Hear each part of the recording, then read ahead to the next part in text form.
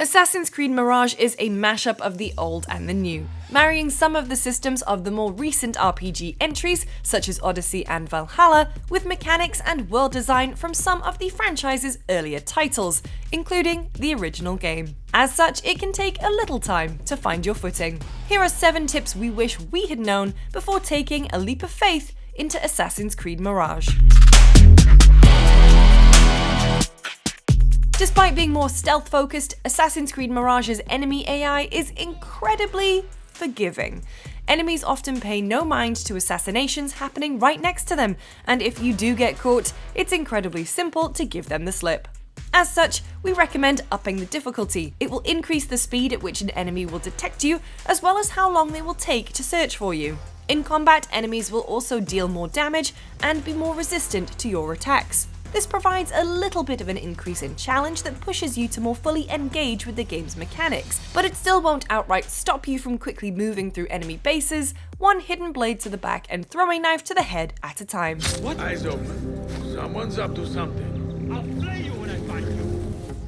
Increasing the difficulty also reduces the timing window you have to successfully pickpocket someone without being noticed, a window that is already small at the base difficulty. What makes this tricky is that important items, such as dervishes' artifacts or mysterious shards, not only have razor-thin windows for a successful undetected pickpocket, I mean, come on, but they require you to hit that window in order to pickpocket the item at all, resulting in moments of having to scuttle off into a bush, wait for your target to chill out, and then come back seconds later and try all over again.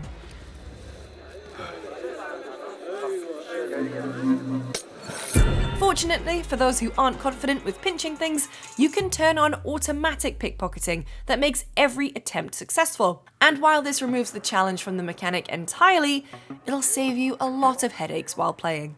If you are spotted pickpocketing, doing assassinations, or any other kind of uncouth activity, it will affect your notoriety meter, which has 3 tiers. The first is that you will be recognized by citizens and guards if you get too close. The second is that archers will start appearing on rooftops. And the third will let loose an elite guard to hunt you down. If your notoriety starts increasing but doesn't hit the next tier, over time it will simply go down to the last threshold you crossed.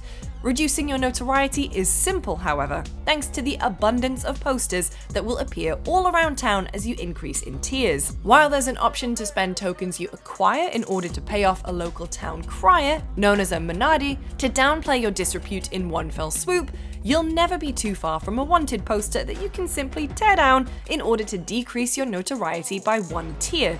In under a minute, you can go from having the whole city looking for you to becoming a complete stranger again. So you're better off saving the resources.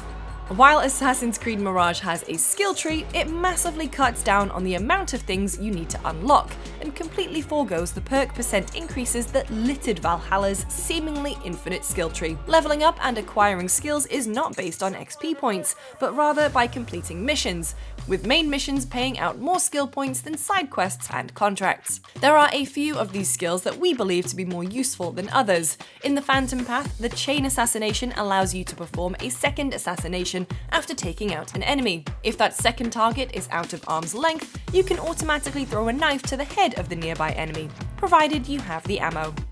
The counter roll also allows you to dodge into an unblockable attack, causing you to roll over the enemy's back and get behind them, which is handy for the heavily armored enemies. In the Trickster Path, we recommend unlocking the extra elixir pocket, particularly as it's the only elixir increase that will be available to you in the game. Knife recovery also allows you to pick up throwing knives that you've just thrown and have made their mark, which pairs nicely with the Phantom Track's chain assassination. And in the Predator Path, the emergency aim allows you to immediately target an enemy that is in the midst of detecting you, and Stealth Recon automatically highlights enemies in your vicinity as long as you're crouched and undetected. One of the game's coolest skills, which is like a buffed up chain assassination that allows you to glitch between your targets, is actually not unlocked via the skill tree. Assassin's Focus, which allows you to stop time, lock in several targets at once, and auto-assassinate them, is only unlocked after your first assassination mission, so we recommend reaching and completing this mission before getting caught up in the game's various side activities. Immediately after your first assassination, you'll regroup at the Hidden One's primary bureau and be tasked with discovering and unlocking additional hideouts. Unlocking another bureau opens up the ability to unlock additional tools, such as smoke bombs and noisemakers, which also require skill points to obtain.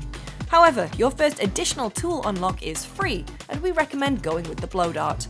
By default, you can knock out a target from a distance, which is already handy, but it can be upgraded to be a poisonous dart, a dart that can enrage its target, causing them to attack their allies, and even create an area of effect that can taint several targets at once. Another early mission chain revolves around the main character Basim's longtime friend Nihal, and will have you hunting down mysterious shards in order to access a hidden vault containing valuable weapons and outfits. This process only requires 10 shards in order to complete, and the rewards that are on offer are both fully upgraded already and visually striking, so we also recommend knocking this mission out early. Assassin's Focus, your tools, and the rewards in the Hidden Vault will all help you become a better assassin, but there are a few other tips we endorse that can maximize your potential. When infiltrating bases, keep an eye out for environmental traps that can be dropped on targets with the flick of a throwing knife. They are often abundant and will usually have several enemies passing under them or simply standing beneath them. Take advantage of these opportunities as often as possible, as they can take out a large swath of enemies without you having to do very much at all. Always be whistling. While more than one enemy can be alerted by a whistle, only one will come to investigate, and as long as you're able to assassinate them in cover, any onlooking enemies will be none the wiser. Rinse and repeat. Best be thorough. Hold on!